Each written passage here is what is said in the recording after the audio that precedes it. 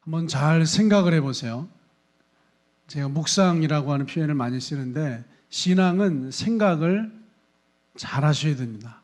신앙은 생각을 하고 또 생각을 하고 더 생각이 깊어지는 묵상이 잘 돼야지 신앙이 쉬워지고 인생이 쉬워집니다. 그냥 교회를 다니는 게 아니라 하나님 앞에서 하나님에 관한 것들을 생각하셔야 됩니다. 그냥 세상을 사는 것이 아니라 하나님 앞에서 나의 신앙, 나의 삶, 내가 지금 믿고 있는 바를 정확하게 진지하게 생각해 보셔야지 신앙이 쉬워지고 인생이 쉬워집니다. 우리 이스라엘 백성들이 애굽 땅에 노예로 살고 있었습니다. 이스라엘 백성들의 사단의 권세, 이 죄의 권세에 붙잡혀서 애굽 땅에서 휘부르긴 노예로서 어려운 삶을 살고 있었습니다. 그리고 이제 하나님께서 그 이스라엘 백성들을 긍휼히 여기사 어린 양의 보혈로 모든 장자가 죽을 때 어린 양의 보혈을 믿고 적용한 그 이스라엘 백성들의 장자, 이스라엘 백성들은 빠짐없이 살려주시고 구원해 주셨습니다. 다시 말해서 어린 양의 보혈을 믿지 않는 자들은 그날 밤에 다 죽었지만 어린 양의 보혈을 믿고 어린 양의 보혈을 자신의 삶과 자기 집에 적용한 사람들은 다 구원을 이제 받았습니다. 그리고 출애굽을 해서 홍해라고 하는 거대한 바다를 건너게 되죠. 그리고 광야 40년을 마치고 이제 가나안 땅에 들어가게 됩니다. 여러분, 이렇게 하나님께서는 그날 밤 보라 세상 죄를 지고 가는 하나님의 어린 양이로다라고 하는 세례 요한의 복음의 선포와 같이 세상 죄를 지고 간 하나님의 어린 양, 그 어린 양의 보혈을 적용한 모든 사람들이 구원을 받습니다. 그리고 이제 애굽을 탈출하여서 광야를 거쳐 가나안 땅에 들어가는 은혜를 하나님께서 주십니다. 그런데 보면 이미 어린 양의 보혈을 적용하여서 구원받은 백성들, 여러분 홍해를 건너서 구원받은 백성들, 그 백성들에게 주님께서 끊임없이 요구하시는 것이 무엇이냐면 성결할 것을, 그들이 회개하고 여호와께로 돌이킬 것을 끊임없이 말씀하시고 명령하십니다. 여러분, 저와 여러분들이 예수 그리스도로 말미암아 이미 구원받은 백성인 줄 믿습니다. 우리 이 땅을 살면서 이미 구원받은 사람이고 구원의 백성이고 하나님의 자녀인 줄 믿습니다. 여러분, 대한민국 사람이 혹 설령 사람을 죽이고 교도소에 들어가도 그 사람의 신분은 교도소에 있으면 대한민국 국민이라고 한 신분을 잃어버리나요? 아니면 여전히 교도소 안에 있어도 대한민국 국민이라고 한 신분이 유지가 되나요? 유지가 되죠. 우리가 예수 그리스도로 말미암아 모든 죄사함을 받고 구원을 받으면 하나님의 자녀, 구원받은 백성이라고 하는 신분을 얻게 됩니다. 여러분, 어떤 죄를 지어도 실수와 허물과 자빠짐과 넘어짐이 있어도 여러분이 구원받은 신분이라고 하는 사실이 변화가 되지 않습니다. 설령 대한민국 국적의 어떤 사람이 사람을 죽이고 교도소에 들어가거나 도둑질을 하고 어떤 사기를 저지르고 몹쓸 짓을 저지르고 교도소에 들어가도 대한민국 국민이라고 하는 그 신분이 바뀌지 않는 것처럼 우리가 예수 그리스도를 마음으로 믿어서 구원에 이르면 그 구원의 신분, 하나님 자녀의 신분은 어떠한 일을 해도 바뀌지 않습니다. 이를 마음으로 믿고 있다면 그 믿음이 여러분의 신분을 보장해 주죠. 이게 구원이라고 하는 놀라운 축복이에요. 단지 예수님을 로마서 말씀처럼 마음으로 믿었을 뿐인데 의로움에 이르게 하시는 하나님의 은혜를 우리가 얻게 되었습니다. 이게 축복이에요. 이게 구원이에요. 이게 은혜이죠. 이렇게 구원받은 백성들이 6월절 어린 양의 피를 통과하여서 출애굽, 이제 홍해를 건너서 광야라고 하는 땅에 들어옵니다. 근데 광야에 들어왔더니 주님께서 끊임없이 요구하세요. 성결해라. 여호와께로 돌이키라. 회개해라. 근데 여러분, 이미 우리가 모든 죄사함, 속죄함을 받았잖아요. 죄사함과 속죄함을 받았으면 우리가 회개해야 할 죄가 있겠어요, 없겠어요? 할렐루야. 네, 눈을 껌뻑껌뻑 하시면서 죄사함, 속죄함을 받았는데 회개해야 할 죄가 있겠어요, 없겠어요? 라고 하니 문장이 어폐가 있죠. 죄사함, 속죄함을 받았는데 무슨 죄를 또 회개하겠어요? 그런데 주님께서는 성경 안에서 끊임없이 우리 안에 회개할 것을 말씀하시고 속죄할 것을 말씀하시고 여호와께로 돌이킬 것을 말씀하십니다. 그래야 하나님께서 일하시고 역사하세요. 죄가 있는 곳에 주님께서 일하시지 않습니다. 죄가 있는 곳에 주님께서 역사하시지 않습니다. 그래서 이미 구원받은 백성이에요. 내가 이제 예수 그리스도로 말미암아 어린 양의 피를 적용함으로 말미암아 내 마음으로 예수님을 믿음으로 말미암아 구원받았어요. 그런데 여러분, 믿음은 이 구원으로 끝나는 게 아니에요. 구원받았으면 이제 막 세상에 태어났어요. 세상에 태어났으면 그 다음에 뭐 해야죠? 먹고 자라고 성장을 해서 이제 이 세상의 일을 감당할 만큼 장성한 자가 되어야 되지 않겠어요? 주님께서는 에베소 5장 말씀에 선포하십니다. 아는 것과 믿는 것이 하나가 되어서 그리스도의 장성한 분량에 이르러야 한다라고 정확하게 말씀으로 선포하고 있어요. 그런데 많은 사람들이 예수님을 믿고 예수님을 말미암아 구원받은 구원의 믿음을 얻은 자들이 있어요. 이 은혜를 입은 자들이 있습니다. 구원받았습니다. 속죄함 받았습니다. 하나님의 자녀가 되었습니다. 그런데 여기서 태어나고 출산되어서 믿음이 성장하고 잘 자라서 그리스도의 장성한 분량에 이르지 못하는 사람들이 너무 많아요. 여러분 보세요. 예수 그리스도로 말미암아 구원받기 위해서 우리의 삶에 믿음의 회개라고 하는 이 속죄의 사건이 있어야 돼요. 이 속죄의 사건에서 저쪽 그리스도의 장성한 분량에 이르기 위해서는 우리가 이제 통과를 해요. 걸어가야 돼요. 이 중간을 이제 광야라고 표현할 수 있어요. 이 광야라고 하는 길을 걸어가고 통과해서 여기에서 이제 그리스도의 장성한 분량이라고 하는 믿음에 도달하게 됩니다. 여기서 또다시 하나님께서 우리에게 이렇게 말씀하세요. 회개해라. 여호와께로 돌이켜라. 이 자리에서는 우리 속죄함으로 말미암아 죄사함으로 말미암아 우리의 영혼이 구원받는 구원의 문제가 아니에요, 여러분. 여기서 우리의 삶을 풀어내는 삶의 구원의 문제예요. 여기에서는 영혼을 구원하는 영혼의 구원의 문제라면 지금 이쪽 자리에서는 광야를 통과하여서 삶의 문제를 풀어내는 삶의 믿음, 삶의 구원이 필요하다 이거. 여러분, 삶의 건강이라고 하는 문제가 있죠. 그 건강에서 구원받기를 주님의 이름으로 축복합니다. 자녀라고 하는 문제가 있죠. 자녀라고 하는 삶의 문제에서 구원받기를 주님의 이름으로 축복합니다. 이러면 경제적인 물질이라고 하는 문제가 있죠. 경제와 물질이라고 하는 그 문제에서 건진받고 구원받기를 주님의 이름으로 축복합니다. 여러분, 그래서 우리 장로교회에서는 이렇게 말하는 거예요. 칭의라고 얘기를 해요. 여기를 칭의.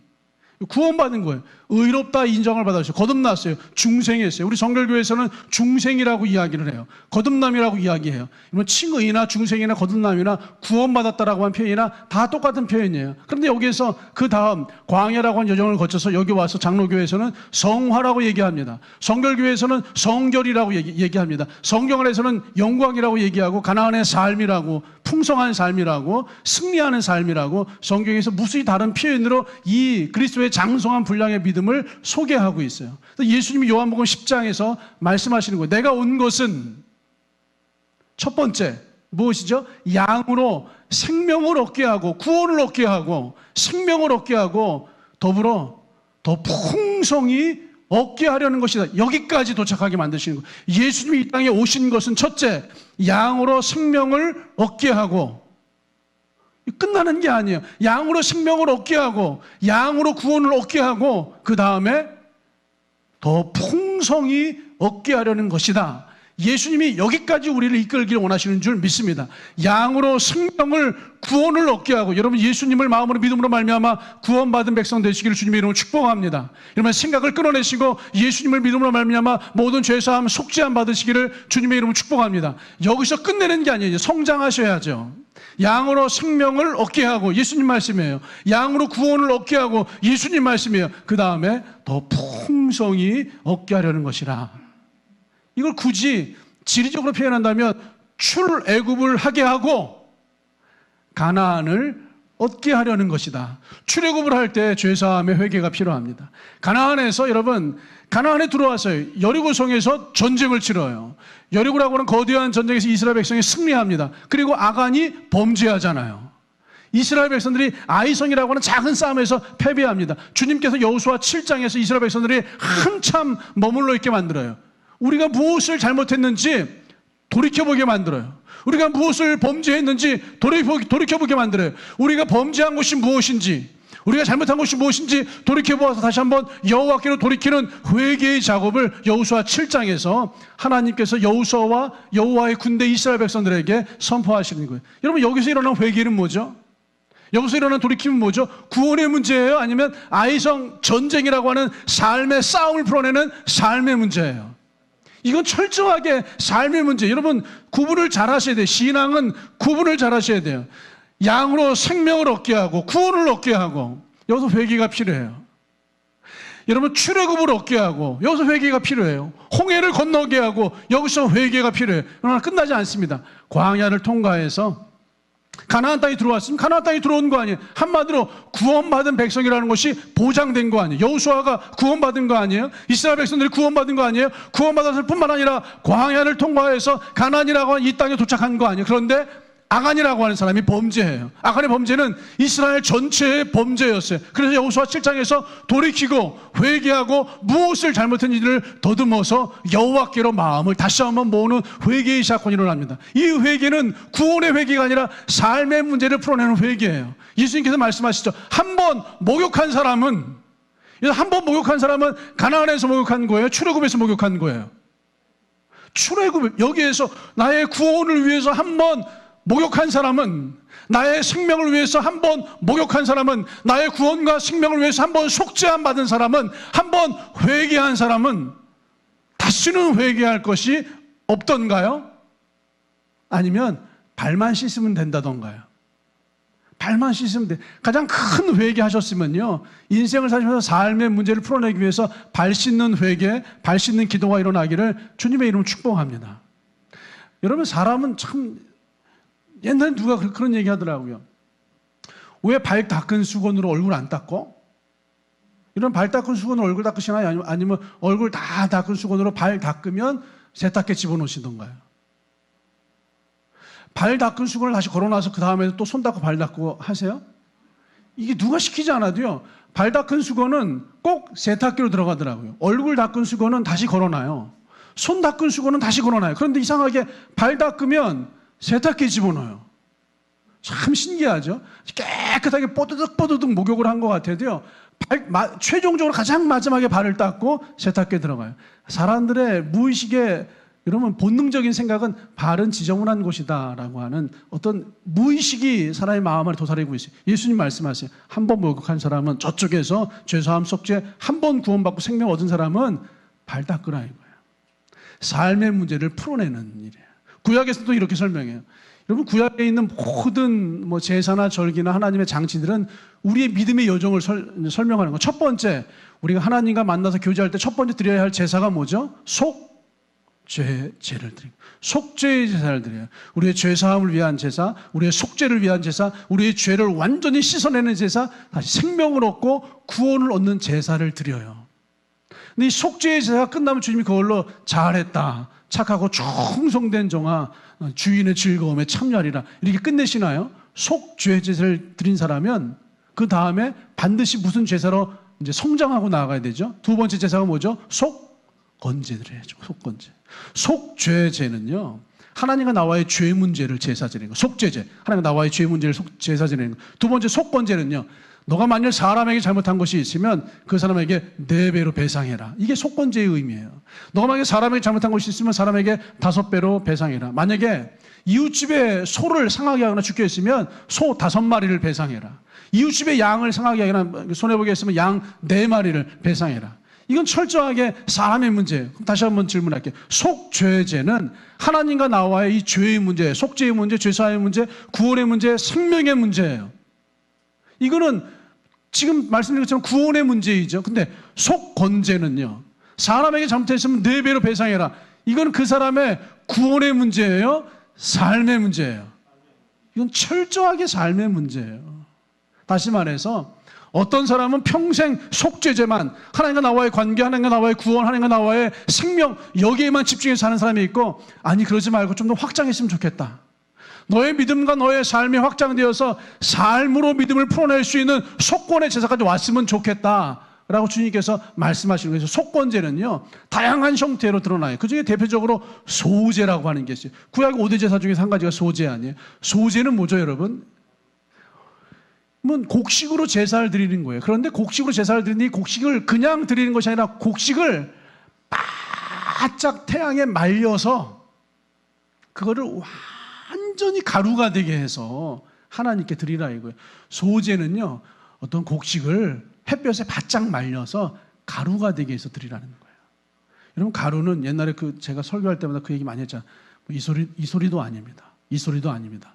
삐리리는 소리가 나지 않습니다. 우리 어르신들 다 아시죠? 용각산은 소리가 나지 않습니다. 네.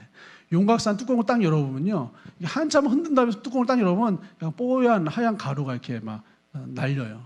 그 정도로 미세한 분말이 용각산이에요. 하나님 말씀하시죠. 소재의 제사를 드리라고. 여러분의 삶을 완전히 가루로 만들어서 여러분이라고 하는 셀프 자아가 나오지 않도록 다 가루가 돼서 여러분이 사라져야 돼요. 여러분이 부인돼야 돼요. 하나님의 말씀과 여러분의 생각이 충돌이 일어나잖아요. 하나님 말씀은 늘 우리의 생각과 달라요. 내 생각은 너의 생각과 다름이며 하늘이 땅보다 높음과 같이 내 생각은 너의 생각보다 높음이니라. 하나님의 생각과 우리의 생각은 늘 달라요. 하나님이 내 생각에 딱 맞는 말씀을 주시면 얼마나 좋겠어요. 그런데 하나님 나에게 주시는 말씀이 내 생각하고 완전히 달라요.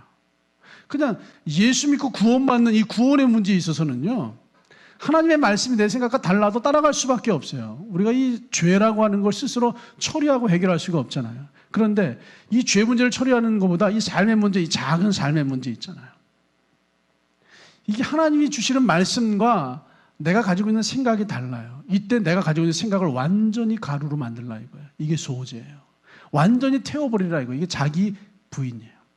그래서 구약의 제사도 속죄에서 끝나지 않고 반드시 속건으로 넘어옵니다. 이게 구원의 사건, 믿음의 사건이에요. 구원의 믿음에서 삶의 믿음으로 확장되시는 거예요. 출애굽의 믿음에서 가나안의 믿음으로 확장되시는 거예요. 그래서 믿음이라고 하는 똑같은 단어와 믿음이라고 하는 똑같은 표현을 쓰지만 두 개의 성격을 가지고 있습니다. 나를 구원하는 구원의 믿음, 그리고 아는 것과 믿는 것이 하나가 되어서 그리스도의 장성한 분량에 이르게 하는 장성한 자의 믿음. 그래서 사도 바울은 이렇게 표현하는 거예요. 이제 육신에 속한 사람, 그리고 육에 속한 사람, 그리고 영에 속한 사람. 여러분, 그냥 세상에 속해 있는 구원받지 못한 사람, 이제 예수 믿고 막 구원받은 갓난아기들, 그리고 영에 속한 자, 장성한 믿음을 가진 사람들, 세 종류의 사람으로 표현을 해요. 아주 예수 안 믿는 아무것도 모르는 사람들, 그리고 이제 막 태어난 갓난아기의 믿음을 가진 사람들, 그리고 장성한 자의 믿음을 가진 사람들. 갓난아기의 믿음을 태어난 사람들은, 갓난아기의 믿음을 가지고 있는 사람들은 생명을 가지고 있는 거예요, 없는 거예요? 있는 거죠. 생명을 가지고 있으니까 갓난아기예요. 구원을 가지고 있으니까 갓난아기예요. 그런데 갓난아기는요, 갓난아기로 평생을 사는 사람들이 있어요. 갓난아기로 평생을 살아요. 장성해야죠. 장성한 자의 믿음, 삶의 문제를 풀어내셔야죠. 예수님으로 말미암아 죄사함의 문제를 풀어냈습니다. 예수님으로 말미암아 나의 죄의 문제를 풀어냈습니다. 예수님으로 말미암아 나의 삶의 허물을 풀어냈습니다. 이런 평생 지으신 죄보다 예수님께서 십자가에서 여러분 속죄해 주신 속죄의 은혜가 훨씬 더 큽니다. 여러분, 지은 죄가 많아서 어떻게 구원받으시겠어요? 그래서 예수님 믿으시는 거예요. 지은 죄가 많아서 어떻게 하나님 나라 들어가시겠어요? 그래서 예수님 믿으시는 거예요. 지은 죄가 많아서 어떻게 천국에 들어가시겠어요? 그래서 예수님 믿으시는 거예요. 저희 할머니에게 늘 그 얘기했어요. 제가 너무 자주 말씀을 드리잖아요. 할머니, 천국에 들어가려면 죄가 없어야 돼. 하나님 나라에는 죄가 없는 사람이 들어가는 거야. 죄가 요만큼이라도 있으면 하나님 나라 천국에 못 들어가거든. 할머니, 평생 사시면서 죄 많이 지으셨어요? 그럼 내가 지은 죄가 얼마나 많은데, 우리 할머니가 얼마나 지은 죄가 많은지 그 죄에 대해서 제가 늘 땡! 할머니 그러면 지옥!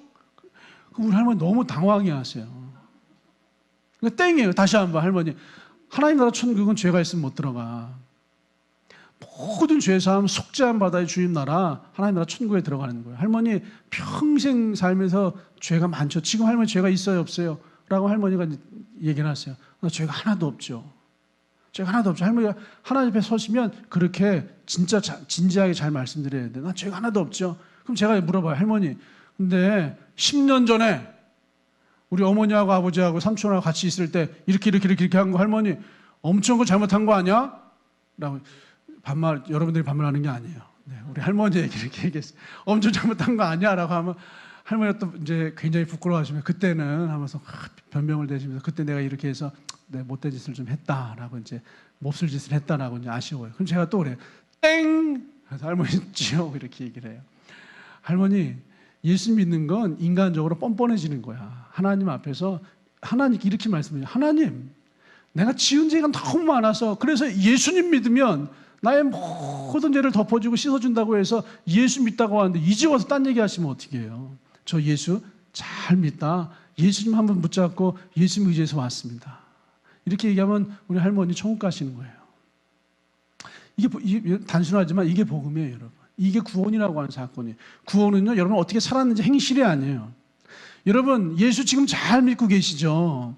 예수 잘 믿는다고 하는 그분도 지난 일주일 동안 죄 지으셨어요. 어제 제가 만난 목사님들만 진짜 수십 명이에요. 그 목사님들이 앉으셔갖고 이런저런 얘기 하시더라고요. 죄에 대해서, 사람이 임종한 자리에서는 천국과 지옥에 대해서, 하나님 나라에 대해서, 죄에 대해서 이야기들을 참 많이 하시더라고요. 여러분, 예수 믿어도요, 목사님들도 지은 죄가 많으시더라고요. 목사님도 허물과 실수와 죄에 대해서 이야기하시더라고요. 여러분, 신앙이 좋으신 여러분들도 이 자리에 앉아 계시지만 죄가 있으시죠. 그 죄 문제를 예수님이 처리하시는 거예요. 그 죄와 여러분이 무관한 자가 되시는 거예요. 아무런 관련이 없는 자가 되신 거예요. 이게 구원 받으신 거예요. 변치 않는 하나님의 자녀라고 하는 신분을 얻게 되신 거예요. 여러분, 하나님께 감사하시길 주님의 이름으로 축복합니다. 근데 믿음 이걸로 끝나는 거 아니에요. 그 다음에 삶의 문제를 풀어내셔야죠. 삶의 문제를. 삶의 문제를 풀어내는 게 장성한 자의 믿음, 가나안의 믿음, 삶의 믿음이라고 표현할 수 있어요. 장로교회의 성화라고, 우리 성결교회의 성결한 삶이라고 표현할 수가 있어요. 이 자리에서 여러분 잘못하시면 발신로 회개하셔야죠. 마음을 돌이키셔야죠. 마음을 바꾸셔야죠. 회개가 마음을 바꾸다, 마음을 돌이키다. 메타노에오라고 하는 원어의 뜻을 가지고 있잖아요. 회개는요, 죄를 고백하는 게 아니라 마음을 바꾸시는 거예요. 내가 하나님 마음과 달랐던 마음을 가지고 살았습니다. 그 마음을 바꾸시는 것이 회개예요. 회개라고 하는 정확한 원어의 뜻이 마음을 바꾸다, 생각을 바꾸다예요. 마음을 돌이키다, 생각을 돌이키다. 어디에게로? 여호와께로요. 하나님에게로 생각과 마음을 돌이키는 그 회개가 날마다 일어나야 돼요. 회개라고 하는 것이 눈 감고 두 손 모으고 눈물 흘리면서 주님 슬퍼하면서 기도하는 것이 회개가 아니라 여러분의 마음을 바꾸고 있다면 회개하시는 거예요. 생각을 바꾸고 있다면 회개하시는 거예요. 여러분이 가나안의 믿음, 삶으로서의 믿음까지 도달하게 되시기를 주님의 이름으로 축복합니다. 근데 더 중요한 과정이 있어요.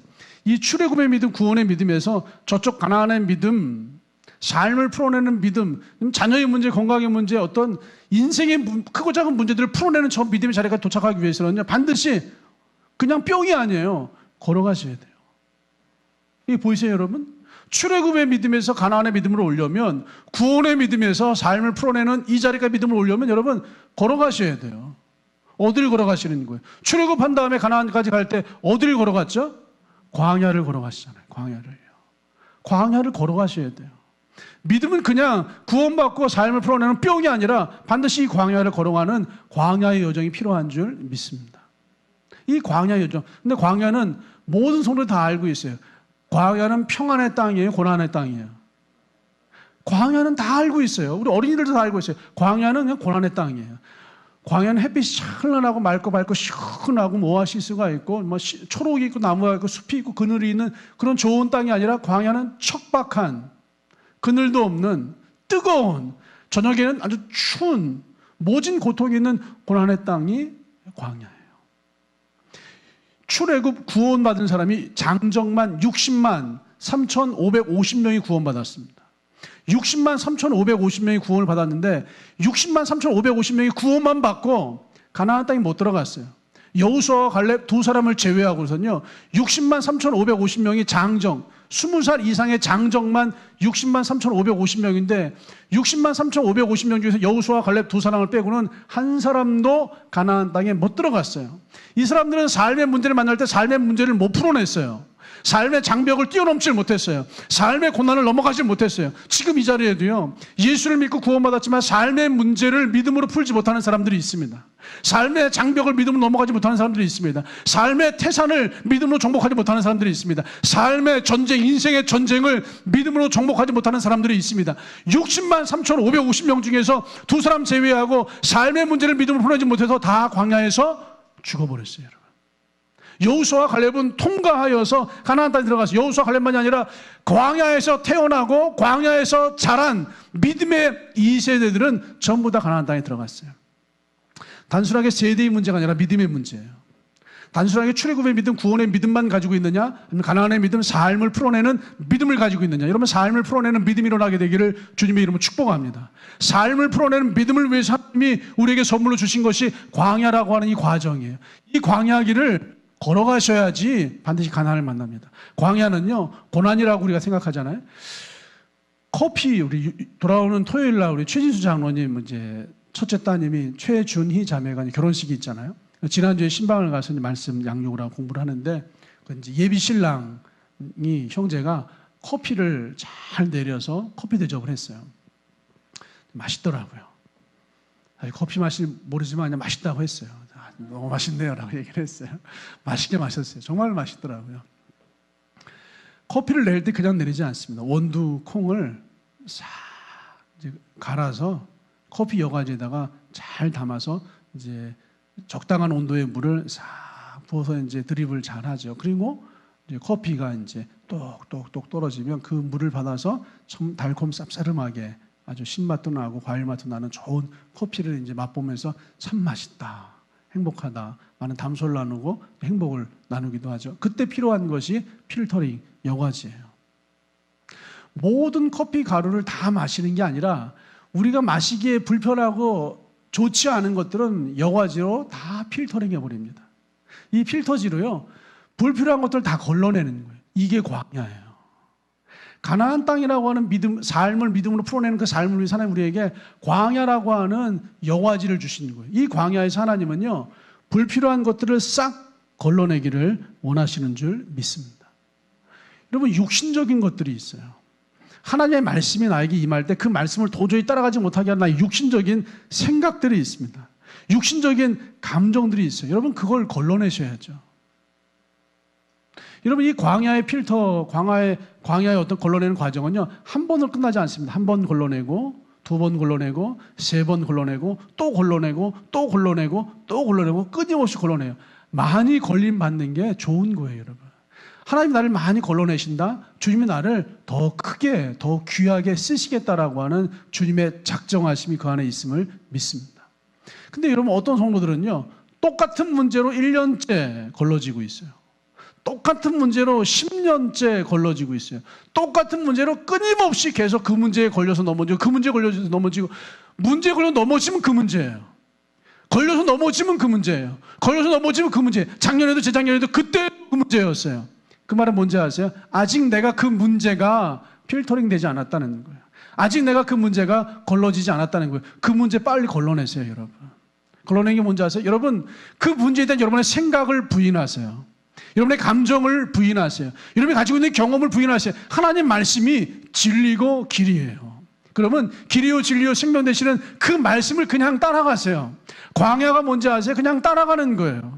그냥 따라가는 게 광야예요. 내 생각이 있고 내 감정이 있고 내 경험이 있지만 이건 아닌 것 같아요. 이게 원망이잖아요. 이건 아닌 것 같아요. 이게 대적이잖아요. 이게 아닌 것 같아요. 이게 여러분의 자기라고 하는 셀프가 필터링 되지 않잖아요. 인생 자체가 필터링 돼 버려요. 여러분의 감정이 여러분 여과가 되지 않잖아요. 여러분의 생각이 걸러지지 않잖아요. 여러분 인생 자체가 걸러져 버려요. 60만 3,550명 두 사람을 제외한 인생 전부가 그냥 필터링 걸러져 버린 거예요, 여러분. 여러분 감정을 걸러버리세요. 생각을 걸러버리세요. 여러분의 경험을 걸러버리세요, 여러분. 여러분 인생을 필터링 시키지 말고요. 하나님과 다른 내 생각을 필터링 시키세요. 하나님과 다른 내 감정을 필터링 시키세요. 언제까지 내 생각으로 사시겠어요? 제가 이제 신학교를 다닐 때 대학원을 다니는데요. 제가 지금 목회를 하면서 가장 후회하는 어떤 인생의 순간 중에 한 순간이 이 대학원 시절의 이제 순간이에요. 대학원 시절에 참 많은 은혜가 있었는데 이런 일들이 있었습니다. 대학원에 딱 입학을 했더니요. 등록금이 너무 비싼 거예요. 이 등록금을 감당하는 게 너무 힘들어서요. 근데 아무에게도 알리지 않았어요. 아무에게도 알리지 않고 학교에 가서 휴학계를 냈어요. 휴학계를 내고 바로 이제 취업을 했어요. 그리고 얼마나 열심히 일을 했는지 몰라요. 저는 정말 열심히 일을 했습니다. 일하고 또 일을 하고 일을 하고 또 그냥 휴학을 했어요. 나중에 보니까요. 제가 휴학을 하고 1년 열심히 돈 벌었다고 해도 돈 번 것도 없더라고요. 그런데 대학원을 다니는데 어떤 길에서 전도하시는 분이 어느 길에서 전도하시는 분이 얼굴에 왜 이렇게 근심이 많으세요? 뭐 기도 제목이 있으세요? 예, 내일이 등록금 마감 날인데 등록금을 아직 마련하지 못해서 참 근심입니다 라는 말 한마디 했을 뿐이 난생 처음 보는 분에게. 근데 그분이 이제 그날 밤에 전도하기 위해 전화번호를 따가시잖아요, 대부분들. 그래서 전화를 하셨어요. 제가 그 등록금을 내드리고 싶은데 계좌번호를 좀 불러주시면 좋겠습니다. 이렇게 해서 정말로 전혀 인연이 없는 어떤 분을 통하여서 대학원 등록금을 공급받은 일도 있었어요. 또 어떤 이제 성도님은 등록금을 전달해주기 위해서 다니는 교회에 와서 그냥 등록금을 휙 던져주고 저기 아무개에게 이 봉투 좀 전달해 주세요 라고 그냥 봉투만 휙 던져주고 그냥 사라져버린 이런 분들도 계셨어요. 지금 하늘바람교회를 목회를 하면서 제가 배운 거 뭐냐, 하나님이 하시는 거예요. 하나님이 하시는 거예요. 근데 그때 저는요, 신학대학원을 다니고 있으면서도요, 무슨 생각을 했냐면 이거 등록금 내가 해결해야지. 여러분, 일하지 말란 얘기가 아니에요. 내가 해결해야지라고 하는 여러분 마음을 바꾸라는 거예요. 그게 회개하시는 거예요. 회개가 두 눈 감고 두 손을 모으고 슬픈 표정으로 주님. 이게 회개가 아니라요, 메타노예요. 마음을 바꾸다. 메타노예요. 생각을 바꾸다라니까요. 이런 회개하시는 거예요. 내가 해결해야지. 그 마음을 바꾸시라고요. 주님이 해결하셔야지. 이게 믿음이고 이게 삶을 풀어내는 장성한 자의 분량 아니겠어요? 내가 감당해야지. 그 마음을 회개하라 이거예요. 바꾸시라 이거예요. 주님이 감당하셔야지. 왜 회개가 구원받을 때 한 번으로 끝나요? 평생 회개하시는 거예요. 평생 마음 안 바꾸고. 여러분, 지난주에 마음 안 바꾸셨어요? 주님께로요? 오늘 마음 안 바꾸시겠어요? 주님께로? 여러분, 끊임없이 마음을 바꾸고 계시잖아요. 그 생각을 바꾸고 계시잖아요. 하나님께로 마음과 생각을 바꾸고 계시잖아요. 이게 마음을 바꾸다, 회개라고 하는 성경의 언어 헬라어의 뜻이에요. 메타노예요. 마음을 바꾸다예요. 슬픈 표정으로 두 눈을 감고 자복하고 기도하다가 회개가 아니고요, 마음을 바꾸다, 생각을 바꾸다가 회개하다예요. 여러분, 마음 바꾸셔야죠. 여러분과 하나님의 마음이 다른 게 얼마나 많아요. 하늘바람교를 목회하고 보니까요, 제가 감당해야지 엄두도 낼 수가 없어요. 하늘바람교회는요, 진짜 그런 교회, 하늘바람교회가요, 웬만하면 엄두를 낼 수가 없어요. 우리 전도사님들이나 뭐 사역자들도 이 정도 내가 충분히 감당하겠는데, 내가 사역 좀 하겠는데 엄두가 안 나요. 하늘바람교회가 어려운 교회예요. 여러분 잘 모르시죠? 전도사님들이 하늘바람교회 오시면 다들 어려워하세요. 이게 어려운 교회예요. 다른 교회는 해왔던 대로 그냥 조금 하면은 이 정도면 되겠는데, 이게 딱 답이 나와요. 견적이 나와요. 이 교회는 이 정도만 하면 되겠다. 근데 하늘바람교회는 이 교회는 이 정도만 하면 되겠다. 이 견적이 안 나오는 교회예요. 어려운 교회예요. 굉장히 열심히 잘하려고 해도 전도사님 그렇게 하시는 거 아니에요. 네, 못하게 하기도 하고. 그럼 아무것도 하지 말고 가만히 있으면 전도사님 요즘 주님 마음이 안 보이는 것 같아요. 이렇게 견적이 안 나오는 교회. 그러니까 내가 할 수 있다라고 할 수 있는 교회가 아니에요. 이 목사가요, 하늘바람교회를 사역하면서 내가 할 수 있다라고 해서 할 수 있는 사역이 아무것도 없어요. 주님이 하시는 거예요. 계속해서 마음을 바꾸고 있어요. 주님이 하셔야 됩니다. 주님이 감당하셔야 됩니다. 이게 가나안의 믿음이에요. 아이성, 저 아이성 싸울만 하겠는데 우리가 3,000명이면 우리가 감당할 수 있겠다. 우리가 해볼 수 있겠다. 우리가 정복할 수 있겠다. 여호수아가 군대를 조직해서 올려보내잖아요. 우리가 할 수 있겠는데, 이 정도면 감당하겠는데, 이 정도면 해결하겠는데, 이 정도면 괜찮겠는데, 이 정도면 쉽겠는데, 여러분 그게 아니에요. 내가 할 수 있겠는데, 내가 감당하겠는데, 내가 해볼만 하겠는데, 그 마음을 여러분 하나님께서 추적해 들어가잖아요. 지파를 뽑아라, 족속을 뽑아라, 부족을 뽑아라, 그리고 그 가족을 뽑아라, 가문을 뽑아라. 여러분 아간이라고 하는 사람을 찾아내시잖아요. 회개하게 하시는 거예요. 그럼 내가 할 수 있겠는데 그 마음을 바꾸게 하시는 거예요. 내가 감당할 수 있겠는데 그 생각을 바꾸게 하시는 거예요.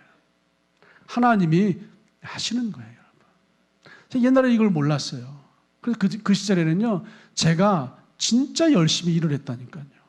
그런데 내가 해결하겠다고 해결한 것도 없고, 내가 감당하겠다고 감당한 것도 없어요. 배운 게 뭐냐면요, 주님이 하시는 겁니다. 이건 그냥 신앙의 어떤 일들 중에서 한 간증을 하는 것이 아니라 이게 믿음이라니까요. 믿음은 구원받았어요. 그 다음 광야라고 하는 필터지를 통과하면서 내가 하겠다라고 한 내 생각, 내 감정, 내 느낌, 내 경험이 다 여과되고 걸러지는 거예요. 하나님 말씀과 다른 내 생각에 다 걸러지고 여과되는 거예요. 그래서 주님이 하셔야 합니다. 이 자리에 도착을 하면 주님이 하셔야 합니다. 주님이 하십니다. 주님이 하셨습니다. 이게 가나안 땅의 믿음, 삶을 풀어내는 믿음이에요. 오늘 여러분의 삶 가운데 여러 가지 크고 작은 문제들이 있을 거예요. 어려움들이 있을 거예요. 근데 여러분 그 문제를 지금 어떻게 풀어내고 계세요? 그 문제를 지금 여러분 어떻게 감당하고 계세요? 주님이 하셔야 되는 거예요. 주님이 지금 그런 사람을 찾으세요. 욥기 23장 10절에 이런 말씀이 있습니다. 나의 가는 길을 오직 그가 아시나니 그가 나를 단련하신 후에는 내가 정금같이 나오리라. 하나님께서요, 그 신실한 믿음의 사람 욥에게 역사하시고 욥이 인생의 마지막에 고백한 것이 그가 나를 단련하신 후에, 그가 나를 필터링하신 후에, 그가 나를 걸러내신 후에 내가 정금과 같이 나오리라. 우리 이제 남편분들은 우리 아내분들에게 18K 선물해 주셔도 참 기뻐하세요. 그렇죠? 우리 하나님은 18K 안 좋아하세요. 14K 안 좋아하세요. 우리 하나님은 순금만 좋아하세요. 정금만 좋아하세요. 그 딱딱한 쇠붙이 같은 순금 말고요, 사람 정금을 좋아하세요. 우리 김현일 청년이 하나님 앞에 나를 단련하신 후에 김현일 청년이 정금과 같이 나오리라. 그 순결한 정금, 완전히 필터링되고 걸러진 내 생각이 필터링되고 내 감정이 필터링되고 나라고 하는 경험이 필터링되고, 하나님 그렇게 말씀하시는데 제가 보기엔 이게 좀 더 나은 것 같은데요. 말씀을 들을 때뿐만이 말씀이 아니라 삶의 현장 여기에서도 내 생각이 필터링되어지고 하나님을 따라갈 수 있는 그런 정금과 같은 사람을 주님이 지금 찾으시고 찾으시는 줄 믿습니다. 그런 사람을 찾고 계세요. 그런 사람이 하나님이 찾으시는 여호수아와 갈렙, 출애굽 2세대 정금과 같은 가나안의 믿음을 가진 사람인 줄 믿습니다. 오늘 본문 안에 보시면 12명의 정탐꾼이 있어요. 상황을 똑같이 봅니다. 상황을 똑같이 봐요. 그 땅은 젖과 꿀이 흐르는 땅입니다. 그 땅은 비옥하고 씨를 뿌리면 농사가 잘 됩니다. 보십시오. 우리가 가지고 온 그 땅의 과일입니다. 크고 풍성하고 너무나 달콤합니다. 정말로 좋은 땅, 약속의 땅, 하나님이 말씀하신 땅, 그 축복의 땅이 맞습니다. 12명 전부 다 이렇게 그 현실과 상황과 형편을 정확하게 봤어요. 그런데 그 중에 10명은, 그런데 그 땅에는 네피림, 안악자손, 싸움에 능한 용사들의 용사라고 불리는 장대한 거인들이 살고 있습니다. 거인들이 살고 있습니다. 여러분 인생에 지금 거인을 만나시는 거예요. 여러분 인생에 지금 골리앗을 만나시는 거예요. 여러분 인생에 지금 큰 문제를 만나시는 거예요. 근데 10명의 정탐꾼은요, 거기는 거인들이 살고 있습니다. 거대한 문제가 버티고 있습니다. 우리는 그 땅을 정복할 수 없습니다. 차라리 애굽으로 돌아가는 것이 낫겠습니다.